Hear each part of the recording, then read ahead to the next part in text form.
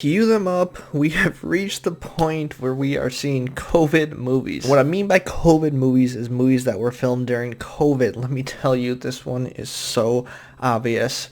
Cue the intro. Movie reviews.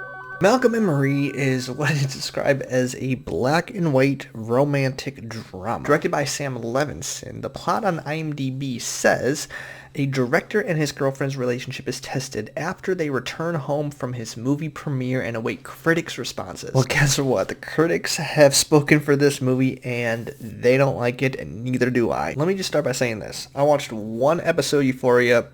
Didn't really get it. I hear it's great. Why am I saying that? Well, Sam Levinson, the director of this movie, is also the creator of that movie, which also stars Zendaya. So there's a lot that these two properties have in common. This movie just feels bizarre.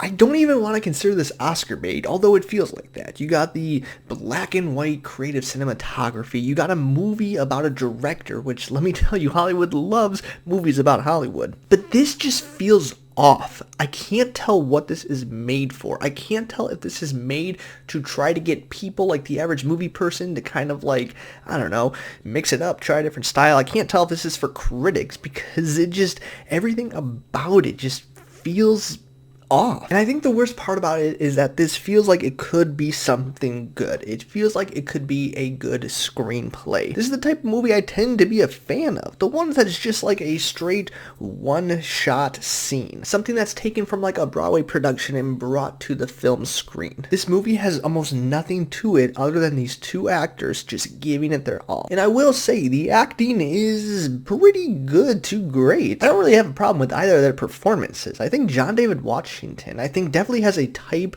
of character that I prefer him playing. But this movie really shows me that he does have range to his acting. Zendaya, I will say, I've never been the biggest fan and don't always understand the hype. And maybe that's just because I only watched that one episode of Euphoria, but my other exposure to her is the Spider-Man franchise and then The Greatest Showman. So going into that, just kind of being like, yeah, she's pretty talented. I think she's amazingly talented after watching this film. So the problem doesn't necessarily lie with the acting, and also the concept and idea for this movie. The problem lies completely in the execution, because I want to see more than just two great actors bouncing off back and forth. I want to see something creative, something original. I want to see like a message to this. I felt nothing. I learned nothing. There is really no meat to this story. Ultimately, it's just a couple going around and around and around in circles. And just when you think there's some progression with their characters, they just go right back for really no reason. One of the biggest critiques right now is how unnaturally they always say each other's names. And I saw a couple reviews mentioning that, and when I watched it, I just could not stop hearing it. Literally every other sentence that Zendaya speaks, she says the word Malcolm. And ultimately, I think this poor script is this film's biggest issue. Because these lines in this dialogue are written for people who don't talk like normal people. The arguments that they are getting into just aren't natural. They don't feel real. In the same way, the dialogue they start speaking just doesn't feel real. Now, this is not an original thought, and I got this from another review,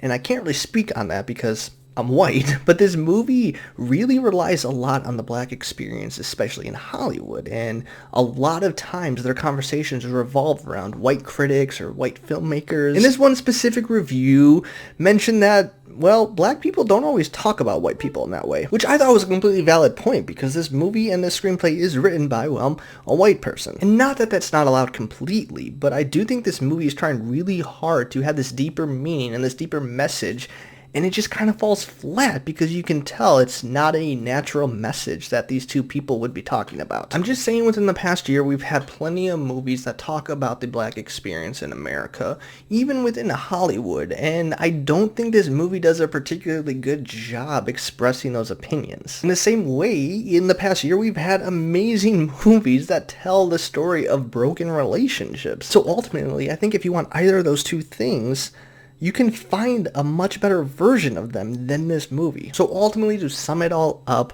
I found this film absurdly pretentious and ambitious in the worst way possible. It wants to be something. It really does, but it falls so flat, so hard. I literally just could not stop looking at the time to see how much longer this was, because it drags, it drags, it drags. So for those reasons, I'm giving this a 1.5 stars if you follow me on Letterboxd, and you should. So that is Malcolm and Marie. Have you seen it? What do you think? Comment below. Don't forget to like and subscribe if you want to see more content like this, and I will see you next time.